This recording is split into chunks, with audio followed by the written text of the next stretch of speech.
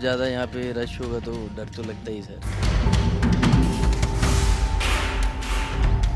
बहुत कम लोग रहते, एक दो रहते थे, बाकी नहीं रहते। अब यहाँ इतने ज्यादा आगे हैं कि यहाँ से निकलना आना मुश्किल हो गया है। ये मस्जिद नहीं तो रेजिडेंशियल कॉम्प्लेक्स था। यहाँ पे एक लड़का था, वो नहान शिफ्ट कर गया। अब परेशानी करते हैं जी, कई बार कमेंट्स करते हैं, लेडीज को बड़ा तंग करते हैं जी। सर ये मस्जिद है ही नहीं, यहाँ पर एक रेजिडेंशियल प्रॉपर्टी थी जो सदीक मोहम्मद की थी। पिछले कुछ सालों में हिमाचल प्रदेश में मस्जिदों की संख्या बढ़ी है और अवैध मस्जिदों को लेकर अब आवाज उठने लगी है। शिमला में आपने देखा संजोली मस्जिद के निर्माण को लेकर विवाद हुआ और यहीं पर कसुमती है, यहां पर भी एक मस्जिद को लेकर लोगों ने विरोध प्रदर्शन किया। इसके बाद स्थानीय प्रशासन और यहां की पार्षद ने बताया कि ये मस्जिद दरअसल पहले मस्जिद हुआ ही नहीं करती थी। सबसे पहले मैं आपको तस्वीर दिखा देता हूं कि यहां की जो मस्जिद है जिसमें लोग नमाज पढ़ने के लिए आने लगे थे, वो मस्जिद कैसी दिखाई दे रही है। देखिए, इसको ढक दिया गया है चारों तरफ से और बताया जाता है कि ये पहले घर हुआ करता था, यानी कि रेजिडेंशियल इलाका है ये, तो यहाँ पर एक परिवार रहा करता था। लेकिन मुमताज नाम की एक महिला यहाँ पर जो रहती थी, उनसे जमीन लेने के बाद इसको एक व्यक्ति ने मस्जिद का रूप दे दिया। धीरे धीरे पिछले 4 से 5 सालों में यहाँ पर लोगों की संख्या बढ़ने लग गई, नमाज पढ़ने के लिए लोग आने लग गए, जिससे स्थानीय लोगों को परेशानी होने लग गई, सड़कें जाम होने लग गई। यहाँ के वातावरण में लोग बताते हैं कि थोड़ा सा उनको परेशानी महसूस होने लग गई। तो इसके बाद लोगों ने विरोध प्रदर्शन किया और इस मस्जिद को, यानी कि जो पहले घर हुआ करता था, जिसको बाद में मस्जिद का रूप दे दिया गया, इसको भी यहाँ से हटाने और इसको तोड़ने की आवाज उठ रही है। लेकिन सवाल यह है कि इस तरह की मस्जिदें क्यों बन रही हैं और यहाँ के जो स्थानीय लोग हैं वो इन सब चीजों को कैसे देखते हैं, कैसे वो लोग मानते हैं कि क्या, किस तरीके से ये मस्जिदें जो बन रही हैं वो क्या है। अंकल जी नमस्कार, क्या नाम है जी आपका? राम प्रकाश है जी। राम प्रकाश जी, हाँ जी। कितने सालों से आप यहाँ रह रहे हैं? 1958 से लेकर 58 से रह रहे हैं। हाँ जी। और ये आपके पड़ोस में जो मस्जिद है जिसको लेकर अभी लोगों ने विरोध प्रदर्शन किया, ये कब से है? ये मस्जिद थी ही नहीं, यहाँ कुछ भी नहीं था, यहाँ खाली जगह थी, बिच्छू बच्चू थे और टूटा हुआ मकान था, कुछ भी नहीं था। किसका मकान था ये मकान किसी का भी नहीं था। ये 20-25 साल पहले एक आदमी रहता था, सुरेंद्र गोयल, बस तो कुछ देर रहता था, फिर उसके बाद मुमताज बेगम यहाँ पर आई और उसके बाद हमें पता नहीं कि कौन है मुमताज बेगम जो थी वो किसकी पत्नी थी? वो सदीक मोहम्मद की। अच्छा। हाँ जी, सदीक मोहम्मद पब्लिक रिलेशन में एक तबला वादक था और वो रहता था। अच्छा। फिर उन्होंने क्या ये जमीन मकान बेच? ये पता नहीं, वो चले गए हैं जी, क्योंकि उसका लड़का एक संजोली में रहता है और एक प्राइवेट सेक्रेटरी है, उसको गवर्नमेंट अकोमोडेशन मिल गई है। अच्छा। अब ये किसके नाम पर जमीन है? कौन इस मस्जिद को चलाता है? कोई मौलाना है यहाँ पर, मौलवी? हाँ, तो कई मुस्लिम है जी, ये मालूम नहीं कौन कौन चलाते हैं। इसमें बहुत किस्म के आदमी आते हैं, कई किस्म के आदमी आते हैं, बाहर से आ जाते हैं जी। अच्छा। हाँ जी। तो आप लोगों को परेशानी हो रही है? हाँ, परेशानी करते हैं जी, कई बार कमेंट्स करते हैं, लेडीज को बड़ा तंग करते हैं जी। अच्छा। हाँ जी, बहुत तंग होते हैं जी और लोग जो है। ये मस्जिद है आपके पीछे? हाँ जी। मस्जिद है कि नहीं है? ये मस्जिद नहीं तो रेजिडेंशियल कॉम्प्लेक्स था। यहाँ पे एक लड़का था, वो नहान शिफ्ट कर गया। मोहम्मदन था यहाँ पे और ये उसकी छोटी मोटी शॉप थी यहाँ पे, वो किसी को बेच के वो यहाँ से चला गया। अच्छा। हाँ जी। फिर क्या हुआ? उसके बाद इन्होंने शायद यहाँ पे नमाज वगैरह पढ़नी शुरू कर दी और एक बार इन्होंने पॉलिटिकल लेवल पे उसको करने की कोशिश की थी। तब राजा वीरभद्र सिंह मुख्यमंत्री थे, पर उनको टाइमली लग गया पता, तो उसे उन्होंने इसका उद्घाटन नहीं किया था। अच्छा। तो उसके बाद ये ऐसे टेम्परेरी यहाँ पे नमाज वगैरह पढ़ते हैं। ये इस तरह से क्या आप लोग महसूस कर रहे हैं कि मस्जिदों की संख्या बढ़ती जा रही है, चाहे वो शिमला हो या हिमाचल प्रदेश के दूसरे इलाके हों? जी जी, पक्का। ये अपना लैंड जिहादी है एक तरह से। और मुसलमानों की संख्या? अगर हम ढंग से देखें तो हिमाचल में तो 1% मोहम्मदन्स है, पर अगर अब हम अनऑफिशियली इसका फिगर देखें तो मेरे को लगता है ये 5-6% तक हो चुका है। कसुमटी में ही अगर आप देखेंगे, यहाँ पर 100 के करीब लोग नमाज पढ़ने आते हैं, जबकि जब मैं यहाँ पे आया था 91 में, इस एरिया में एक भी मोहम्मदन नहीं था, सिर्फ उस लड़के को छोड़ के जो यहाँ से शिफ्ट हो गया। कोई भी शॉप नहीं थी उनकी। ये कहाँ से आ रहे हैं? कौन इनको ला रहा है? यहाँ जमीन खरीदने का अधिकार तो किसी के पास है नहीं, तो कौन बसा रहा है इनको? कौन मस्जिदें खरीद रहा है, मस्जिदों के लिए जमीन? ये कोई पूरा समझ नहीं आ रहा, कोई लैंड माफिया है। इनको कुछ लोग कहते हैं बाहर से पैसा आता है, तो कुछ लोग इनको यहाँ पे छोटे छोटे काम भी करवा रहे हैं पैसे देकर।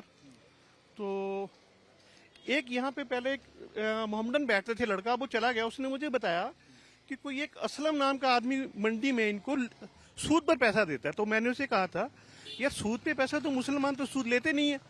वो कहता नहीं सब कुछ चल रहा है जी। वो लाता है हमें बिठाता है, वो यहीं पे बैठता था फड़ी लगाकर, अब वो चला गया है। इस मस्जिद को लेकर क्या चल रहा है और आप लोगों ने विरोध भी किया यहाँ पर, ऐसा क्यों किया? सर ये मस्जिद है ही नहीं, यहाँ पर एक रेजिडेंशियल प्रॉपर्टी थी जो सदीक मोहम्मद की थी। सदीक मोहम्मद रहता था, उसने अपनी उसकी धर्मपत्नी मुमताज बेगम के नाम से 99 साल पे वक्फ बोर्ड से रिलीज पे ली थी। कुछ समय पहले ऐसा हुआ कि बाहर के कुछ एक लोग आना शुरू हुए, तो उन्होंने यहाँ पर आए और यहाँ पर आके नमाज पढ़ना शुरू कर दी। बस बाकी तो ये मस्जिद है नहीं, ये रेजिडेंशियल अकोमोडेशन है। अच्छा, तो अभी इस मस्जिद को बंद कर दिया गया है, मस्जिद चालू है? नहीं, मस्जिद तो बंद है। ये जो हमारी पुलिस कस्टडी के अनुसार बंद कर दी है। यहाँ पर पुलिस विभाग के लोग आए थे, उन्होंने इसको बंद कर दिया हुआ है, और जो यहाँ पर कोई भी नहीं रहता इस टाइम। मुद्दा सिर्फ एक मस्जिद का नहीं है या उसके अवैध निर्माण का नहीं है, मुद्दा है सामाजिक परिवेश के बदलने का, रहन सहन के बदलने का। और संजौली जो कि शिमला का इलाका, जहां की मस्जिद के सामने बाहर हम खड़े हैं, वहां आसपास रहने वाले लोग क्या महसूस कर रहे हैं, क्यों परेशान हैं और क्या परेशानी है, इस पर जरा हम बात करते हैं यहाँ के लोगों से। आप जरा अपना नाम बताइए। मैं संगीता सूद। आप यहीं की रहने वाली हैं? हाँ जी, यहीं के रहने वाले हैं जी। यहीं बगल में संजौली मस्जिद के पास में? हाँ जी, हाँ जी, मैं अंकुर निवास में रहती हूँ, नीचे अली मंजिल। कहते हैं कि 1947 से ये मस्जिद यहाँ पर थी, अभी तो 4 फ्लोर और बन गए हैं, लेकिन पहले में और अब क्या बदल गया है, क्या दिक्कत होती है? पहले यहाँ सिर्फ एक कमरा ही था, ये आस्ते आस्ते उन्होंने बना दी, जैसे बनाई होगी वो हमें नहीं मालूम, पर यहाँ से लोगों को जाने आने की थोड़ी प्रॉब्लम रहती है। लड़कियां हैं, सेफ नहीं है, उनको दिन रात निकलना पड़ता है। चलो अभी तक ऐसी कोई घटना नहीं हुई कि उन्होंने कुछ किया, पर कुछ भी हो सकता है। जिस हिसाब से बदलते हालात है वैसे कुछ भी हो सकता है, तो इसलिए थोड़ा सा सेफ्टी चाहिए। तो डर का माहौल है, तो ये डर क्यों महसूस होता है आप लोगों को? डर ये है कि रात बरात निकलना हो, जब ये पढ़ते हैं तो इतने लोग इकट्ठे होके आते हैं, तो लड़कियां सेफ नहीं है, मतलब महिलाएं और लड़कियों वो खुद सेफ महसूस नहीं नहीं करती। करती हैं। हाँ जी, पहले का माहौल कैसा था? पहले ठीक था, यहाँ कोई इतना ज्यादा वो नहीं था, बहुत कम लोग रहते, 1-2 रहते थे, बाकी नहीं रहते थे। अब यहाँ इतने ज्यादा आगे हैं कि यहाँ से निकलना आना मुश्किल हो गया है। जब नमाज का वक्त होता है तो निकलना आना मुश्किल। हाँ जी, हाँ जी। अच्छा, तो ये बताइए कि अब कितनी संख्या में नमाज पढ़ने के लोग यहाँ पर आते हैं, आप लोग जो देखते होंगे? कम से कम तो बहुत है, कह सकते हैं, गिनती नहीं कर सकते। 100, 200, 400, ज्यादा जी, 500, 1000? हाँ जी, 500-1000 के बीच में कह लो आप। पहले तो बताते हैं कि जब ये मस्जिद हुआ करती थी 2-4 फैमिलियां ही हाँ हाँ, वो 2-4 फैमिलियां ही थी, बहुत कम लोग थे यहाँ पे। अब तो इतने लोग आ गए हैं, कहाँ से आए वो कोई पता नहीं है। तो ये देखिए, महिलाओं के मन में डर का माहौल है। यहाँ पर महिलाएं खौफ महसूस करती हैं जब यहाँ पर बहुत भीड़ हो जाती है, क्योंकि बहुत शांत इलाका रहा है। शिमला हो या फिर आप कहें कि ये संजौली का जो इलाका है, बहुत शांत इलाका है। सर, क्या नाम है आपका? अंशुल भाटिया। कहाँ रहते हैं आप? ये सामने ऊपर इसी मस्जिद के साथ में। अब देखिए, ये बगल में मस्जिद है और उसके बगल वाले घर में आप रहते हैं। अभी क्या दिक्कत हो रही है आप लोगों को? सर दिक्कत यह है, जो बाहरी राज्यों से लोग आ रहे हैं, इतनी तादाद में आ रहे हैं, और उनकी पहचान भी नहीं है कि कौन क्या है क्या नहीं है, और इतनी छोटी सी जगह में इतने लोग इकट्ठे हो जाते हैं कि डर का माहौल बनता है। और यहाँ से गुजरने के लिए मतलब लोगों को कई काफ़ी देर रुकना पड़ता है। कब जैसे ये लोग मतलब अपने जाएंगे आएंगे, उसके बाद अपने जा सकते हैं, क्योंकि लेडीज़ लोगों को क्या है, इतने मूव में जब मर्द लोग आ रहे हैं जा रहे हैं तो उसमें गुजरना बड़ा टफ हो जाता है सर। और रास्ते यहाँ पे तंग है, ये आप सीढ़ियाँ देखेंगे, ऊपर देखेंगे, सब जगह तंग है, तो मतलब एक साथ 2-2, 3-3 लोगों का क्रॉस करना बड़ा टफ है। माहौल क्या बदल गया है यहाँ पर? पहले के माहौल में और आज के माहौल में क्या फर्क है? मतलब क्योंकि ये तो कहते हैं कि 1947 या उससे पहले की मस्जिद है। मस्जिद 1947 से है, पुरानी मस्जिद है, उसमें कोई दिक्कत नहीं है। सिंगल फ्लोर की हुआ करती थी, टीन की छत हुआ करती थी, वो सभी लोग जानते हैं कि छोटी सी मस्जिद थी। यहाँ पे पहले भी नमाज होती थी, आज भी नमाज होती है।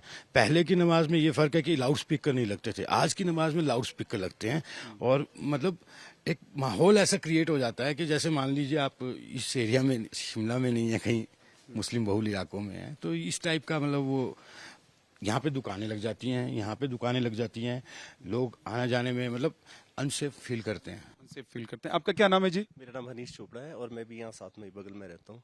अच्छा, तो क्या बदल गया है और कितने सालों में बदला है यहाँ पर? देखिए, पहले ये सिर्फ एक मंजिल की होती थी और अब ये जो है आप देख लिए कितने फ्लोर बन गए हैं, 3-4 फ्लोर इसमें इलीगली बन गए हैं। तो लोगों में काफी रोष है, क्योंकि एक तो शहर के बीचों बीच है और ऊपर से इलीगल जो तरीका है उस तरीके से ये बनी हुई है। और जैसे कि आपको इन्होंने बताया कि एक छोटा सा रास्ता है और जिस दिन यहाँ पे ये नमाज पढ़ते हैं तो उस दिन इतना भीड़ होती है कि लोगों को यहाँ से जाने में काफी दिक्कत होती है, परेशानी होती है। और लोगों की जो मिसबिहेवियर है, इन जो यहाँ पे लोग आते हैं, वो भी काफी कंप्लेंट्स इसमें सामने आई है। तो इसी की वजह से यहाँ पे लोग इकट्ठा हुए थे और उन्होंने इसका जबरदस्त जो है वो प्रोटेस्ट किया था। तो ये तो लोग बहुत ज्यादा हैं, तो सड़क पर बैठ जाते हैं। अच्छी बात है ना कि 4 मंजिल बना ली है, वहां पर वो लोग नमाज पढ़ेंगे, तो उसमें क्या दिक्कत है? ये एक्चुअली इलीगली तरीके से बना हुआ है। इसका मतलब कोई पता ही नहीं है ओनर कौन है। अब यहाँ पे पता लग रहा है हिमाचल प्रदेश का जो सरकार है उसकी लैंड ये बनी हुई है और कोई मैप नहीं है, कोई अप्रूवल नहीं है और ये मतलब इलीगल तरीके से जो बनी है। ये जमीन किसकी थी? ये अब जो आ रहा है, जो मतलब आपके विधानसभा में भी क्वेश्चन उठा है, तो उसमें तो ये हिमाचल प्रदेश सरकार की बताई जा रही है। जी, सरकार ने ये जमीन दी थी, उस पर मस्जिद बनी थी। तो अब तो ऐसा ही होगा, इसका कोई क्लियर ही नहीं है। आज पता लगेगा, आज फैसला आने वाला है इसमें। और भी कुछ लोग हैं। क्या नाम है आपका? ये मेरा नरिंदर। हाँ? थोड़ा जोर से बोलिए। नरिंदर। डर लग रहा है क्या? धीरे धीरे बोलिए। नहीं, बिल्कुल। आपका ही तो है ये इलाका। हाँ जी, हाँ जी, बिल्कुल। तो लेकिन कह रहे हैं कि अभी थोड़ा डर का माहौल रहता है, खासतौर से वो आवर्स जहाँ जब ज्यादा यहाँ पे रश होगा तो डर तो लगता ही सर। पहले इतना रश नहीं था। पहले बिल्कुल नहीं था जितना। कैसे रहते थे पहले? बिल्कुल आराम से, यहाँ पे इतने लोग आते ही नहीं थे। जब नमाज वगैरह होती थी बिल्कुल 10-15 लोग आते, उससे ज्यादा नहीं। अब तो हजारों की तादाद में आते लोग यहाँ पे। हजारों की तादाद में। तो मुस्लिम आबादी कितने सालों में इतनी बढ़ी है? सर वो तो पिछले 8-10 सालों में तो यहाँ पे बड़ी तेजी से बढ़ी है सर, बहुत ज्यादा। हाँ जी, हाँ जी। ये हिंदू मुस्लिम प्रोटेस्ट हो, ये जो लाइन गई, लाइन गलत गई सर। अब झगड़ा किया इन लोगों ने, उनको सजा मिलनी चाहिए जिसने झगड़ा किया। अब जो हम तो ये बोलते, जब आप कोई कारोबार करने बाहरी राज्यों के आए, वे अपना कारोबार करो, लड़ाई झगड़ा मत करो। शांति, जिस तरीके से हिमाचल प्रदेश शांति प्रिय है, उस तरीके से शांति से रहो, जिसकी वजह से और लोगों को कोई परेशानी ना हो सर। इस मस्जिद का पहले मैं ही प्रधान था, पूरा मैं इसी का बहुत साल तक प्रधान रहा। उसकी वजह से मेरा अपना बगीचे का कारोबार था। फिर मैं वापस शिमला से ज़्यादा कोटखाई में रहता हूँ, मासू में ही। उसके बाद हाँ, थोड़ा लीगल का मसला जो कोर्ट में चला, ये 2010 से केस चला जीएमसी में। और हाँ, 2010 से केस एमसी में चला और एमसी इसको देख रहा है। अब डिले क्यों हुआ, अब इस ये तो एमसी जान सकती है सर। क्यों ये एक्चुअली वक्फ बोर्ड की ही जमीन है। अब वो अगर उनकी वो बोर्ड इसको देखता सर, इसको ना सारा, कि वो केस करे ना करे आगे, तो इसमें हमारे को तो ज़्यादा नहीं जानकारी नहीं है, क्योंकि वक्फ मैन इसका मालिक है, वक्फ बोर्ड हिमाचल प्रदेश के पास है। अब उनकी मर्जी है कि आगे वो आगे अपील करें या ना करें, उसमें सर हमारे को ज़्यादा जानकारी नहीं है इस मामले में।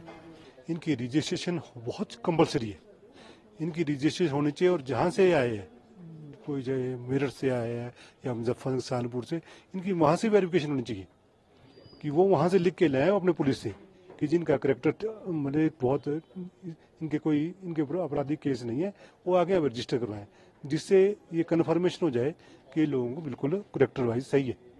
अब वो वहाँ से यहाँ पे आ रहे, क्या पता सर कौन है क्या है। अब सरकार चलो पूरी कोशिश तो कर रही है इनको समझाने की, भाई अपना आइडेंटिफिकेशन ले आओ, अपने आधार कार्ड ले आओ, जो भी अपना पहचान पत्र है। आप लोग भी करेंगे प्रयास? हम तो रोज ही, हमारे मौलवी साहब रोज इस चीज़ को लॉन्चमेंट करते हैं कि भाई अपनी एंट्री कराओ मस्जिद में ना जाके, पुलिस चौकी में, और अपना 20 साल जो आपका रिकॉर्ड है वो भी ले आओ कि भाई आप वहाँ पे रहते कहाँ रहते हैं, जिसकी वजह से माहौल आस पड़ोस का खराब ना हो। क्योंकि हमारा आपस में शुरू से अच्छा भाईचारा सबके साथ, क्योंकि अब लोगों को परेशानी तो नहीं होनी चाहिए ना सर। हमारी वजह से कि पड़ोसी को परेशानी हो, ये बिल्कुल ही अच्छी बात नहीं सर।